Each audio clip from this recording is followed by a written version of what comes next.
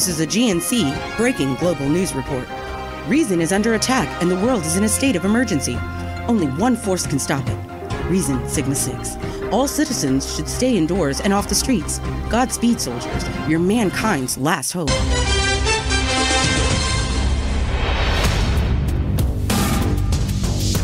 In a world torn apart by a lack of reason, our officials established a crack team of military specialists with a particular set of skills to combat this overwhelming force. Hitman 2-3, Echo 5 Foxtrot. This is Hitman 2 Actual. You are approved to engage in 5 mics. But something went wrong.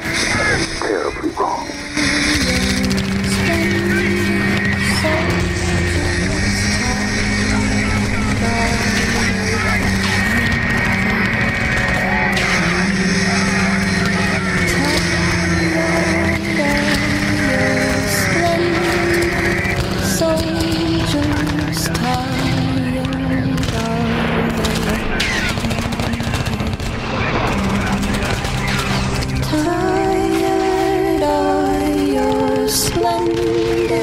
Soldiers, tired are they? Here they come.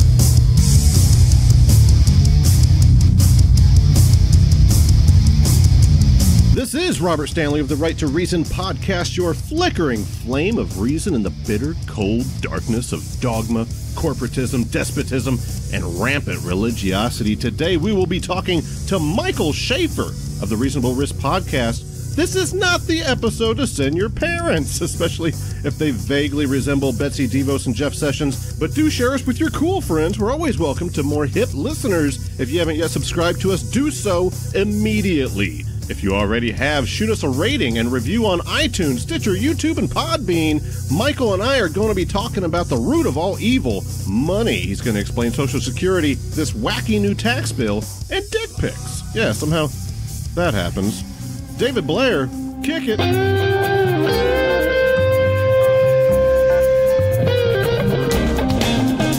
Support the Right to Reason at patreon.com/right. Like our page on Facebook. Follow us on Twitter at Right to Reason 1. Subscribe to us on YouTube. Learn more about the broadcast at therighttoreason.com.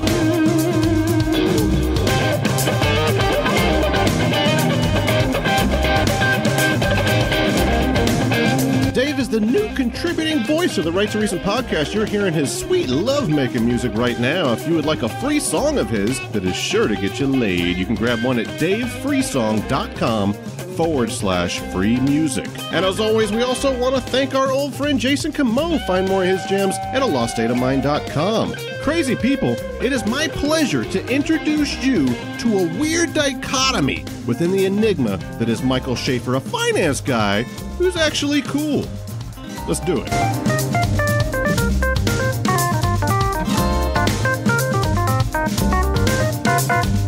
And we're here with Michael Schaffer from the Reasonable Risk podcast. Mike, happy to have you, man. Oh, glad to be here. Glad to be here. This is a treat. Yeah, so you are one of the podcasts that I listen to whenever I recognize I'm poor. So you and Phil Ferguson. And are there other guys like this that do like financial skeptical stuff? I mean, you're in a very small kind of microcosm thing. Yeah, it really is a kind of a micro niche, and certainly Phil's show was part of the inspiration, and he's in a very different approach than I am, because he's specifically looking at investing. But he definitely he was actually one of my very first shows. He was one of my first guests. Cool.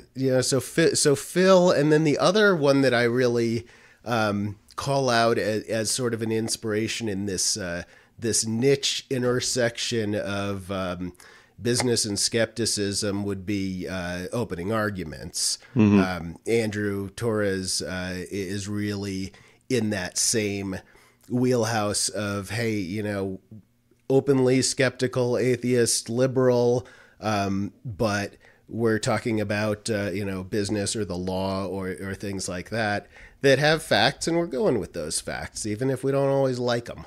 Yeah, I enjoy Andrew's show. So you would be the guy that would know the answer to a couple questions that I have. And I might be. I hope can't say for sure. If you don't know, we're screwed, because we have no idea, my listeners and I. So, I recently had a debate with a libertarian, and it was painful. Ooh, man. Yeah. And he didn't bring up this particular argument. We kind of stayed more on like ethical stuff.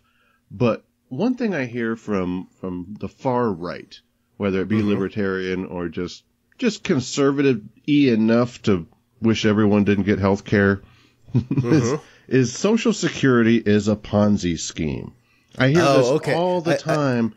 I knew you were going in one of two directions. It was either going to be Social Security as a Ponzi scheme or taxation is theft. Can we dabble in a little of both? Absolutely. I am sorry to any listeners that are already sick of this topic, because we covered taxation as theft a little bit. Social Security as a Ponzi scheme. So I just did a deep dive episode into really the focus was multi-level marketing companies, but within that you're looking at pyramid schemes. Is this company a pyramid? Is it not?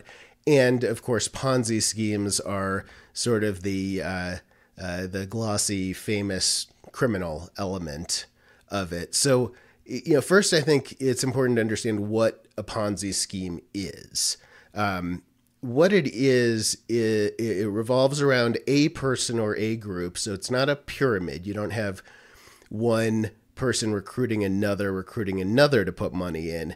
You have one central hub that is recruiting people to invest with them, and it's always a purported investment. So this person, and I'll just use Madoff as the example because he's the best one ever.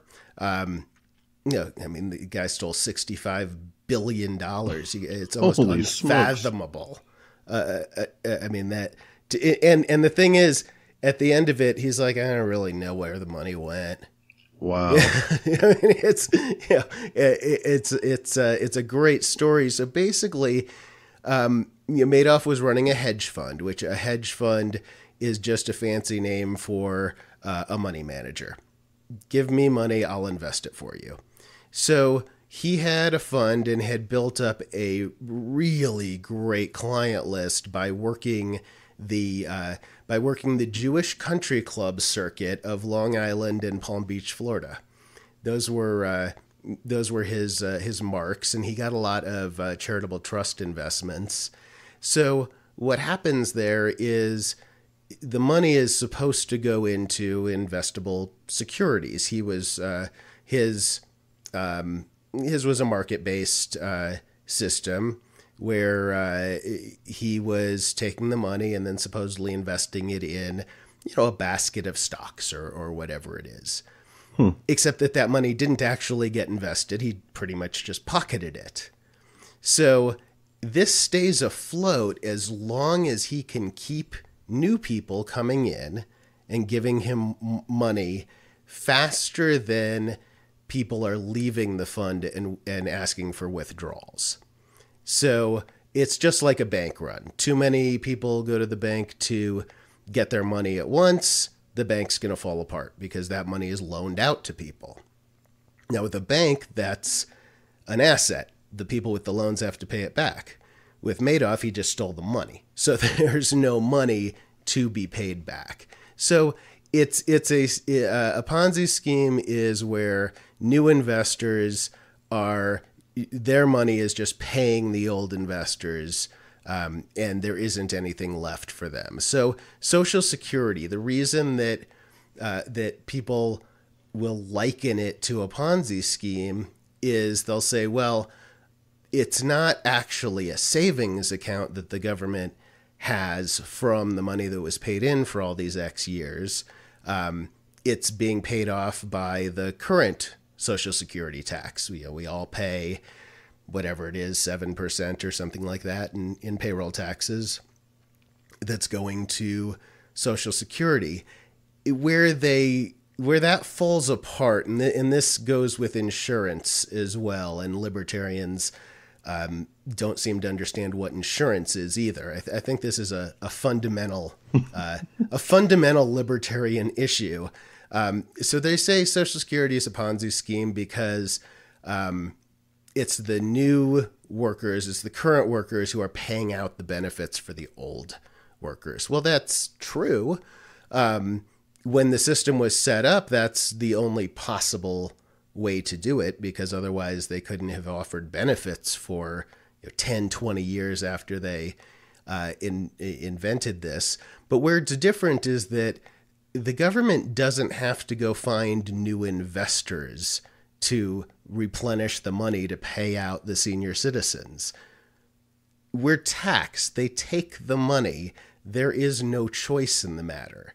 They can't run out of people paying into the Social Security Trust Fund. It can't happen unless everyone in America just decided to never work again. So that's where it's really disingenuous to call it a Ponzi scheme. The only reason they're doing that, they want to discredit it, is the main reason, of course.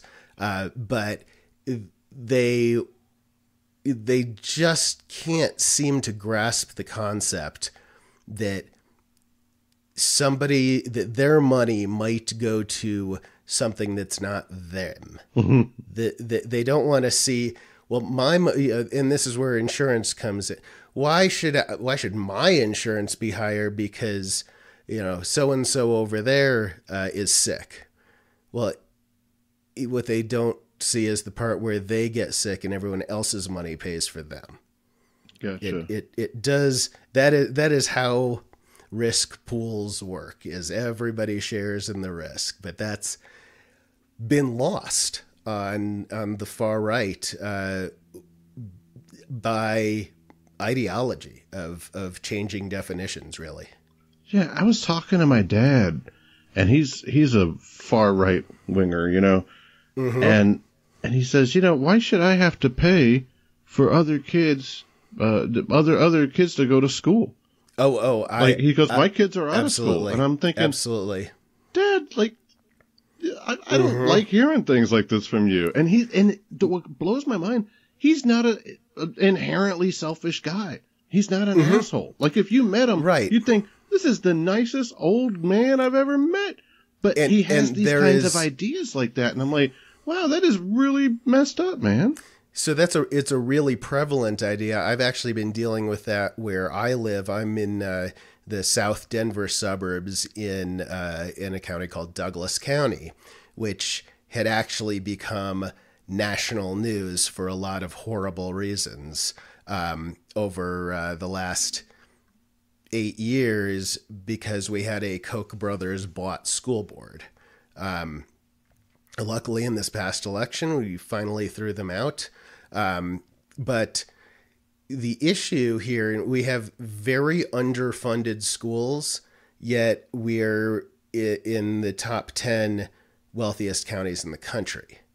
And so we have, the school board has to put a bond issue or a tax levy onto the ballot, and voters have to vote for it for the schools to get the funding that they need.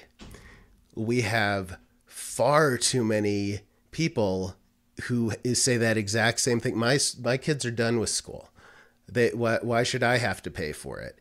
And it's very similar. It's because other people were paying for your kids' school when you had kids, or you benefit from it regardless, because if you have a good education system, companies are going to come locate near you, because companies need smart workers.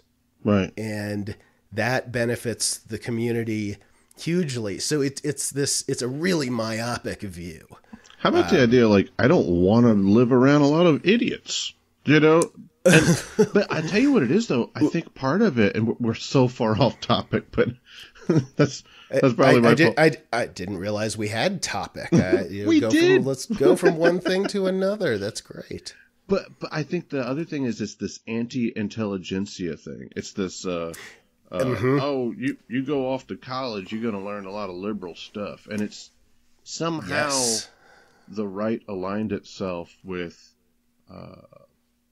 we're against school in a way. We're against academia. Yeah, it's a couple of things. And this I see again in local politics here. I'm in a few local county political discussion Facebook groups that can get fun and have a real mix of liberal and conservative, because my county is a real mix of it. I mean, we have very liberal people like me who kind of came from cities and moved out into the exurbs.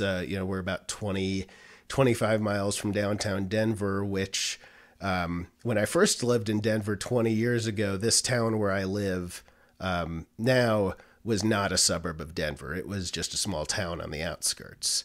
So now it's a suburb.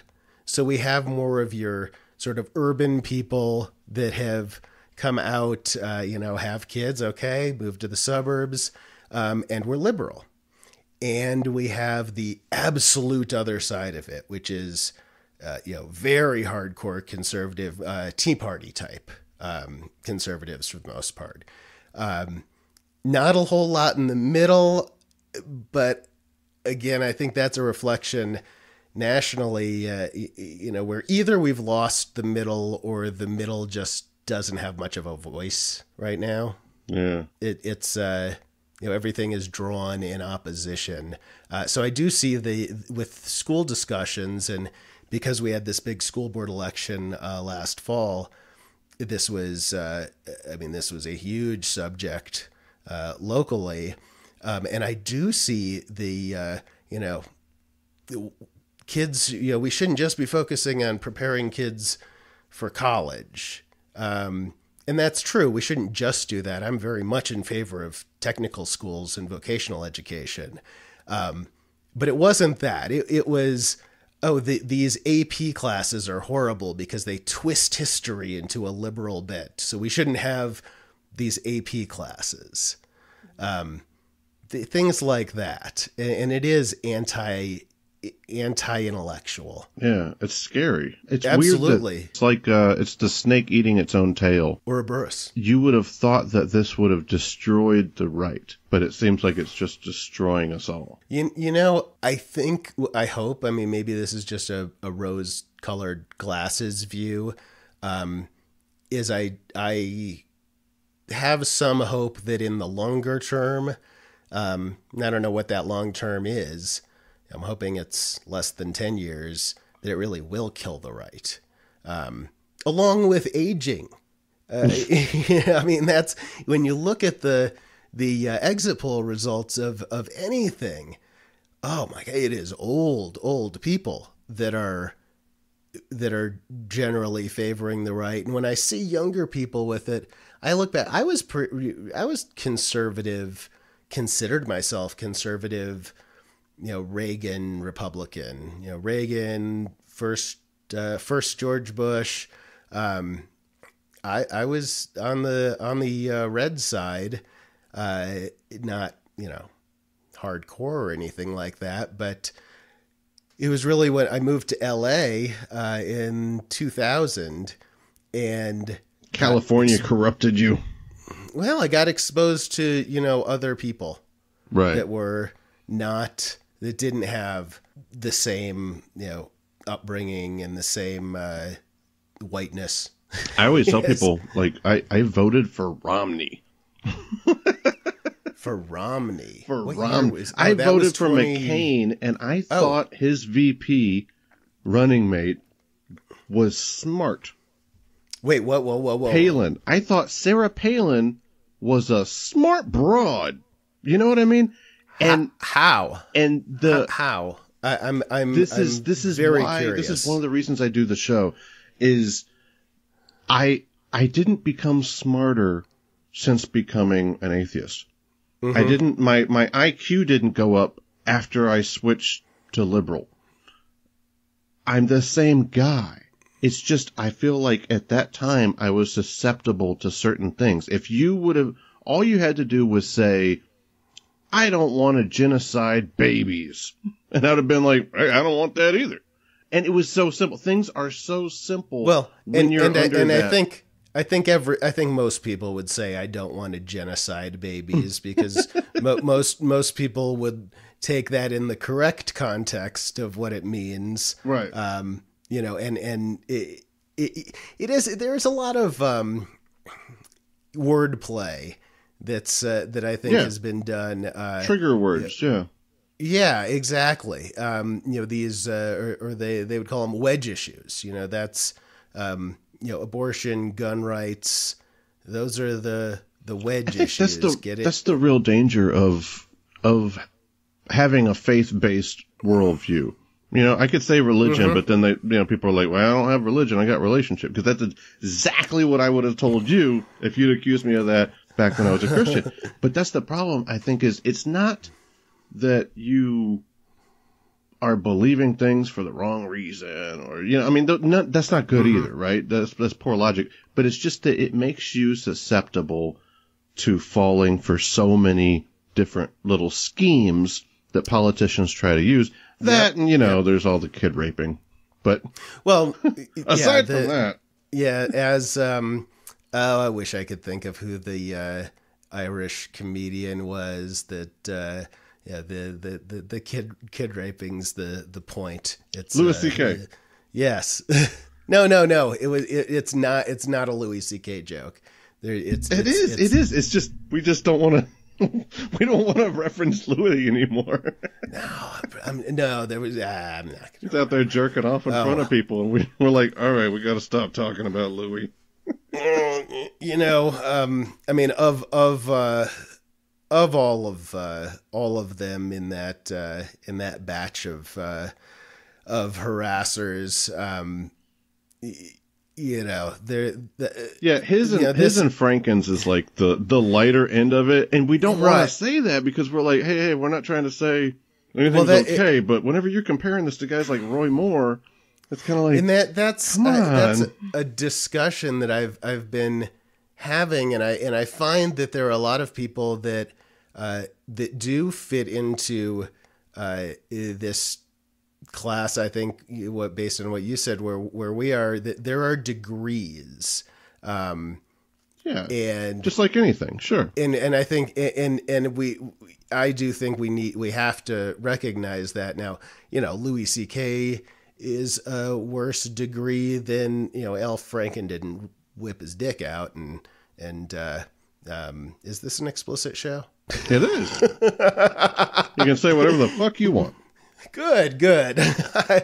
I usually check first, but you know, there are degrees. I mean, Weinstein is, you know, maybe one extreme. Cosby, Weinstein, and then you've got Al Franken, who I wish he had not resigned.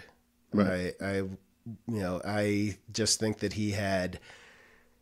You know, as a politician, I think he was good. He was a guy that would have great lines of questioning in hearings. Yeah.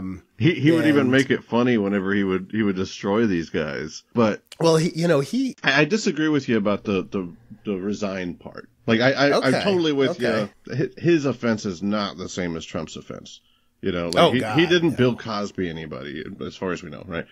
So yeah, I'm with you, but I feel like you doing the right thing is never advantageous to you or to your movement or to your side.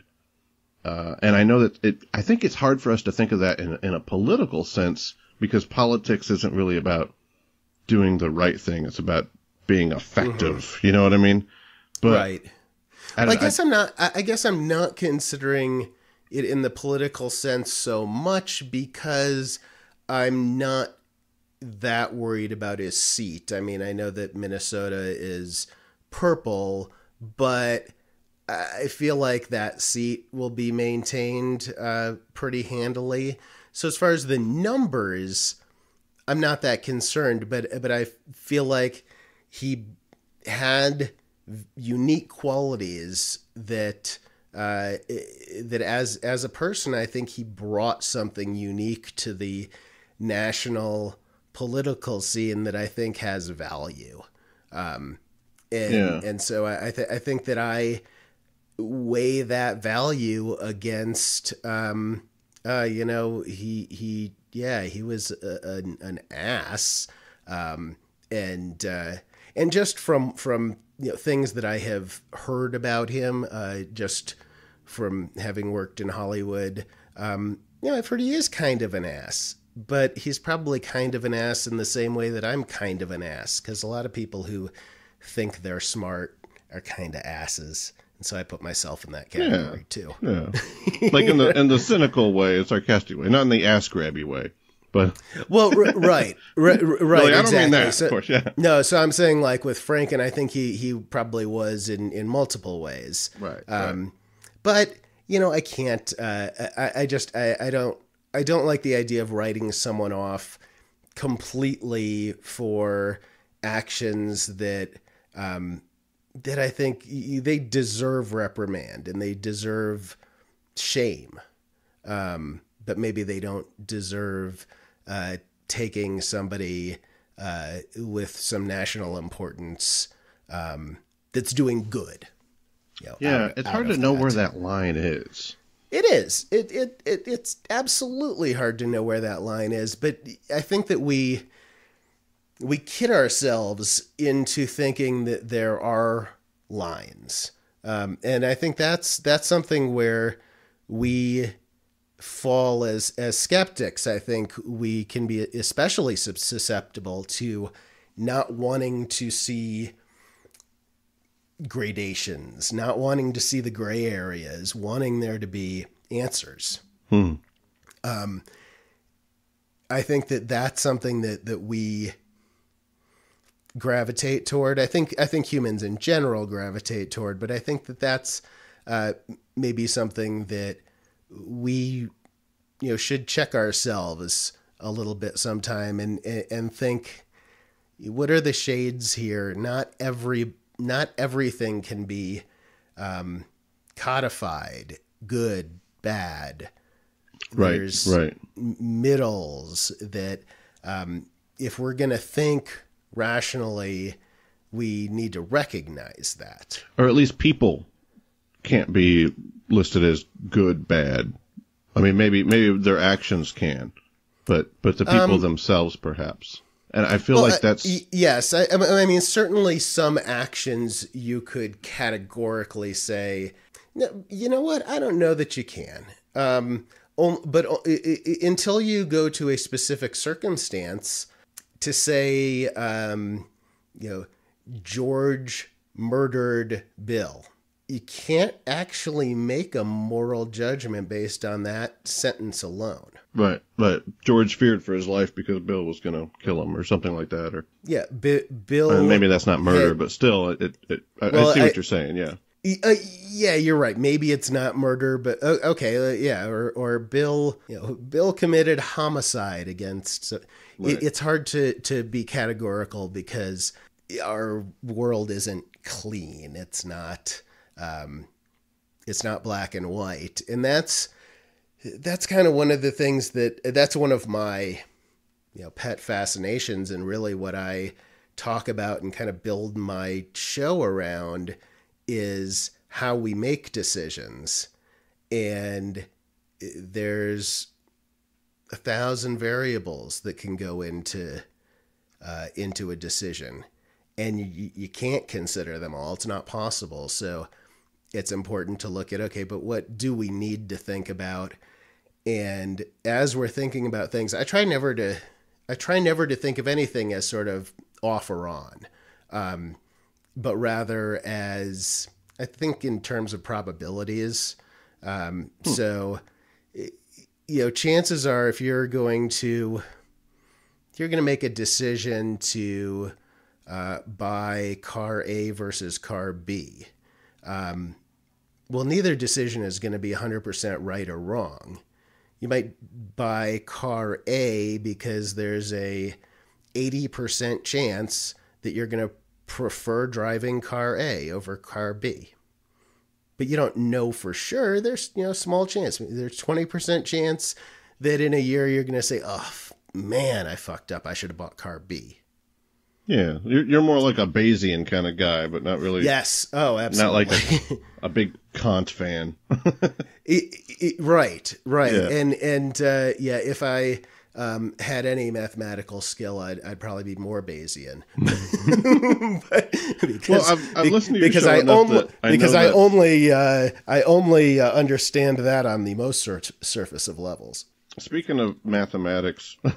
Yes, sure. Now that I've admitted that I don't know any. Yeah, but you probably know a lot more about this than most of us.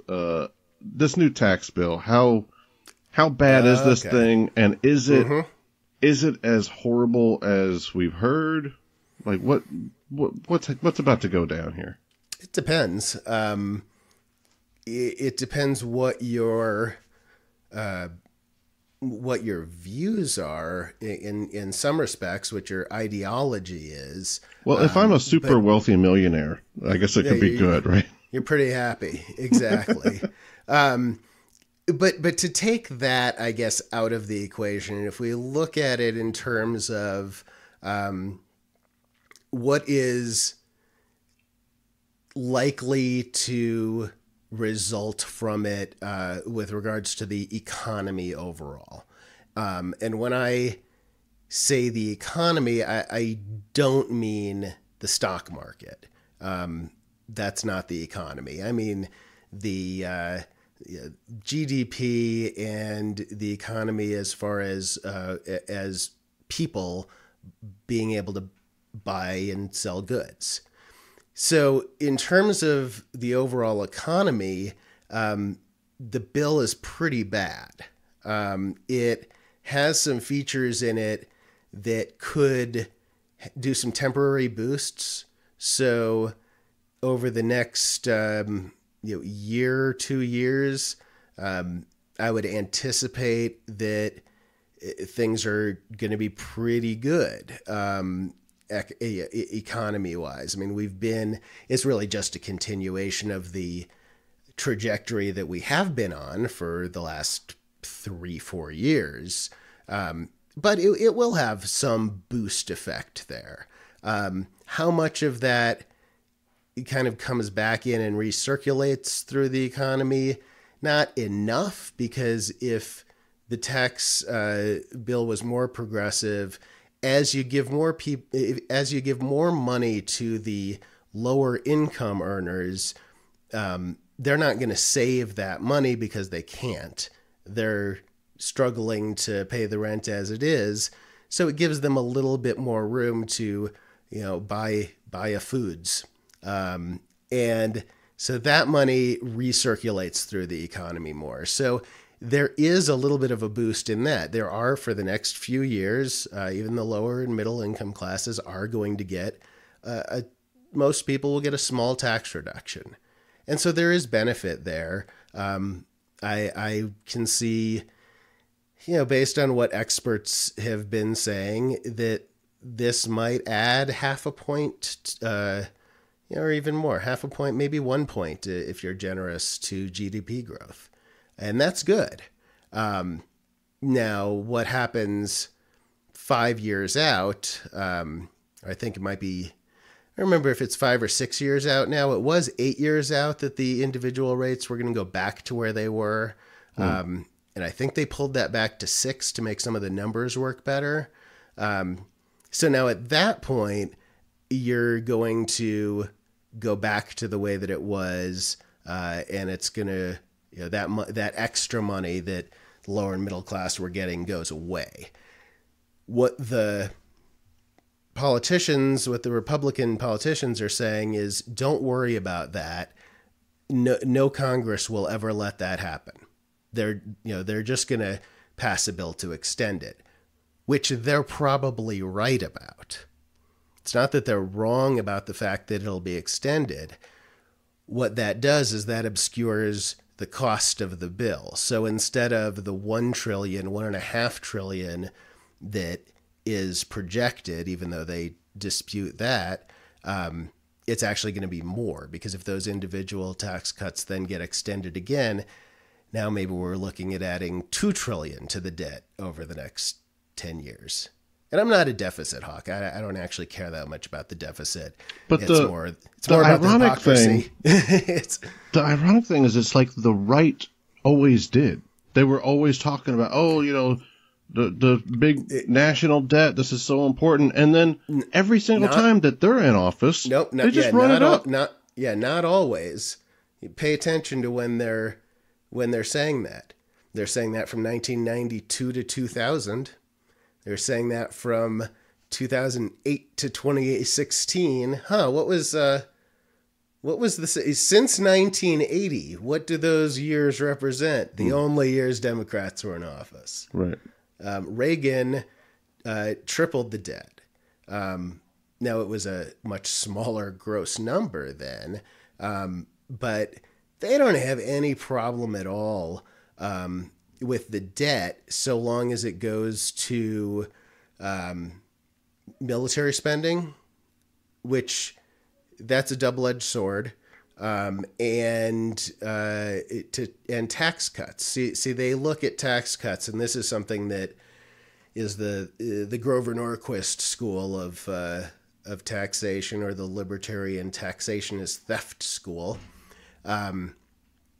They don't believe that that's rightfully the government's money. So they say, hey, if the government is going to not take in more taxes, it's okay if that boosts the deficit or the debt, because then the next time around they're going to have to cut spending. So it's starve the beast is what Norquist refers to it as. The other thing I'm noticing is that, while they're lowering taxes, like almost like it's a technicality for middle class and lower income earners, but they're lowering taxes for the rich in just this gargantuan way, right? So I mean, it's like technically, hey, we're all getting our taxes cut. Well, technically, yeah, but those other guys are getting it cut way more. And then you add in this stuff like, oh, if you own a private jet company, you get tax write-offs now. Oh, if you're trying to hand money to your children and you make over $22 million a year, oh, you can just throw that to your kids without any tax on it. And I mean, there's just all this extra stuff that I'm like, hey, this isn't just across the board fair. A couple things on those. I'm not sure about the whole private jet thing. That comes up every time there's anything going on with taxation. I haven't looked at it because, frankly, it doesn't matter. It's so minimal. Fair enough. I think it's actually more of a liberal talking point than it is of substance. So that's one to kind of not care about. On the estate tax, it's not 22 million a year. What it is the value of the estate at death. If the value of that estate is greater, there's an exemption for the first 22 million. And conveniently, this is just going to be all going away after we go ahead and vote back in the guy that gave us the tax cuts, right? So I mean, after 2020, it doesn't really matter what happens because he already got elected again. That's kind of the impression I get. Okay. I see what you mean. You're saying because those, the middle class and lower class tax cuts don't go away until after the 2020 election, those people won't notice that. Right. That it's a problem. I mean, and they would have already voted him in. So even if things get bad, he's not running 3 terms. That's, don't think that Trump voters understand or care. Okay. I'm giving him too much credit. Yeah, they are not going to, in 2020, they are not going to be thinking about the extra $40 in their paycheck when they're deciding between Donald Trump and Elizabeth Warren. It's not, that will not enter into their calculations. Oh, God, I hope they don't try to promote Elizabeth Warren for this. Oh, seriously? Yeah, it's not like I hate Warren. It's just more like we need a winner, and America is not going to vote for Elizabeth Warren over Trump. They're just not.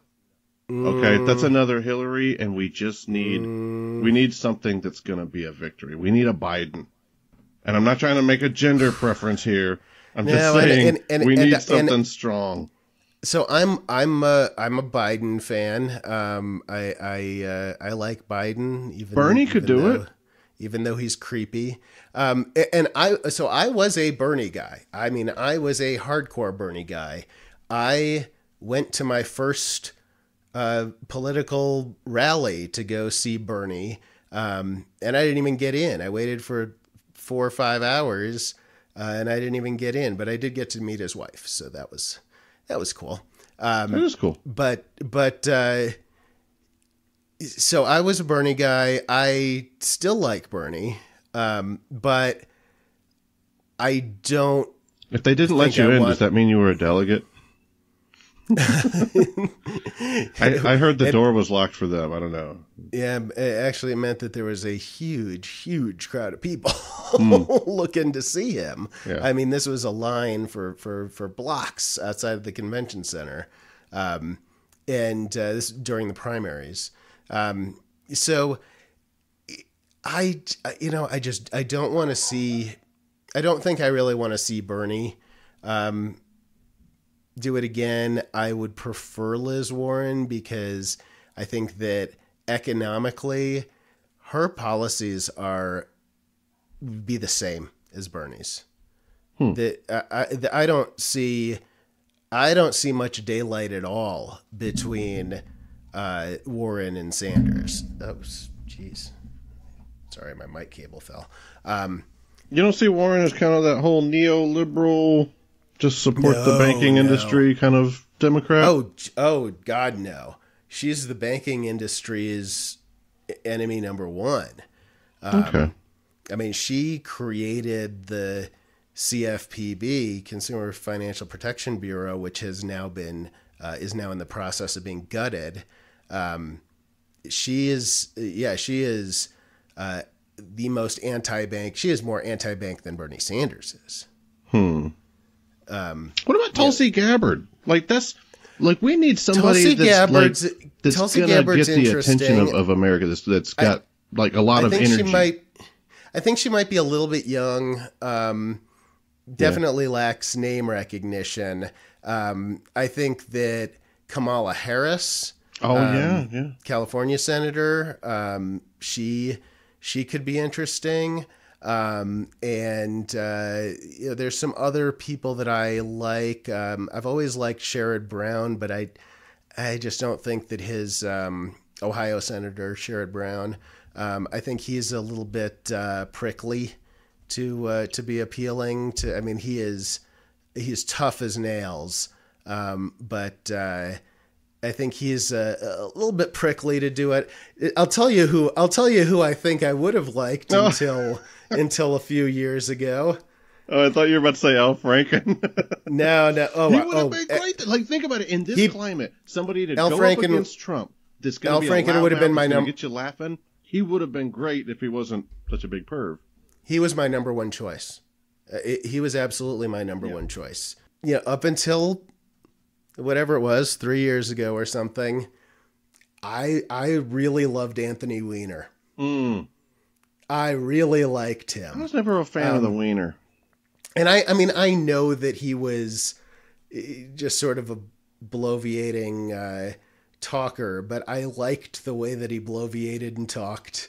And at least I parted with that real early on. Didn't he send like a picture of his junk to like a teenager or something? Oh, multiple times. Yeah. What? He's a total scumbag. What is it about these? Is it like a position of power that seems to be where this is coming from, or is it just that so many men that are just men are just perverts, and whenever they get in a position of power, there's at least enough name recognition that we bust them?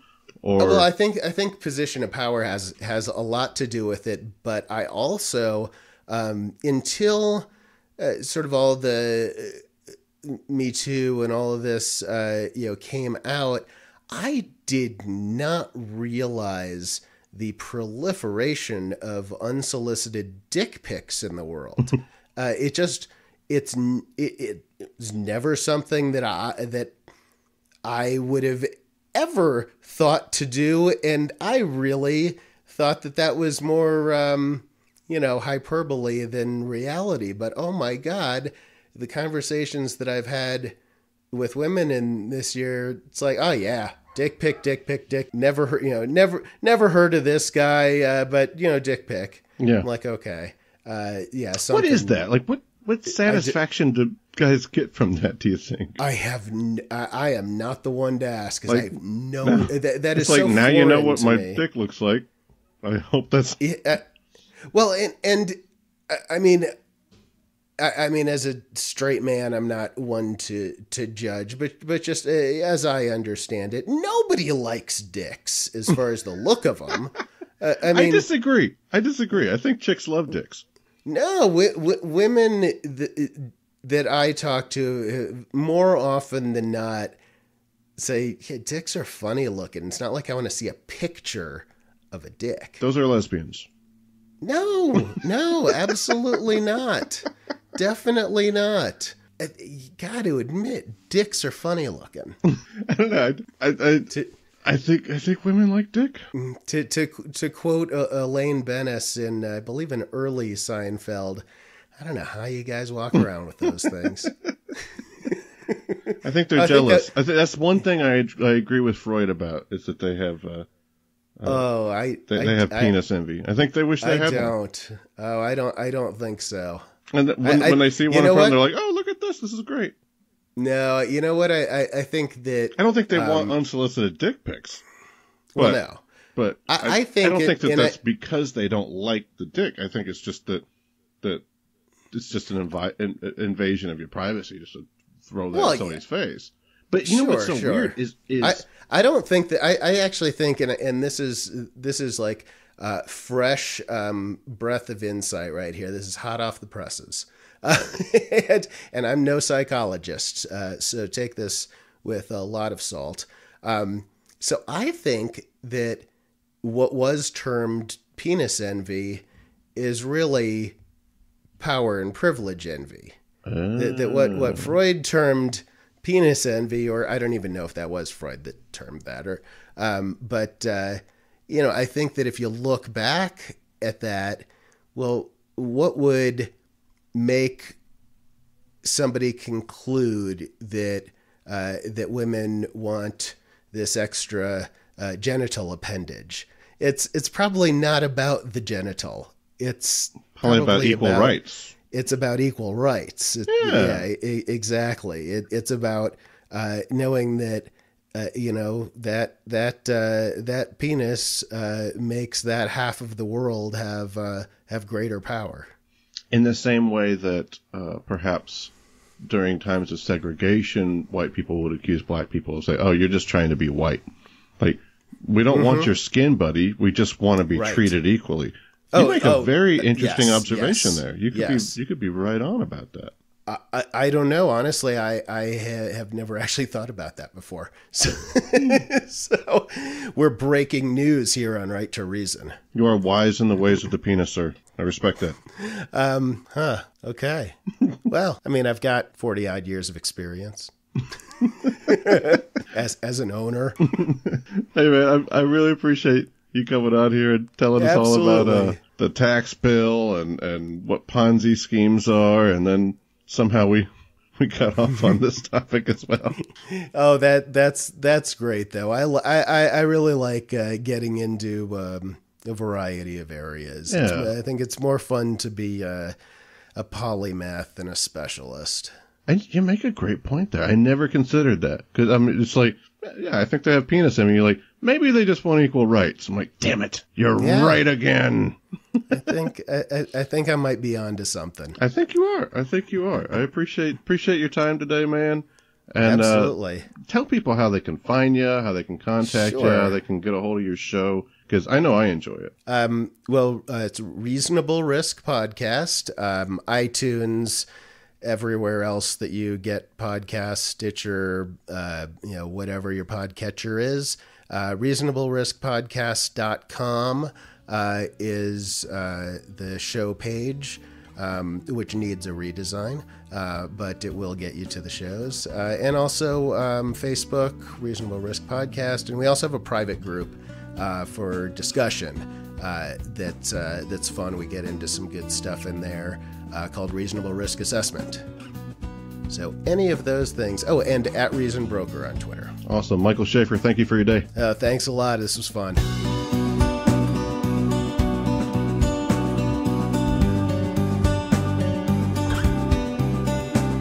Mike was awesome. Remember that you can support us at patreon.com/right and visit our website at therighttoreason.com. Next week, we'll be talking to Marissa Alexa McCool. Between now and then, keep fighting the good fight for your right to reason.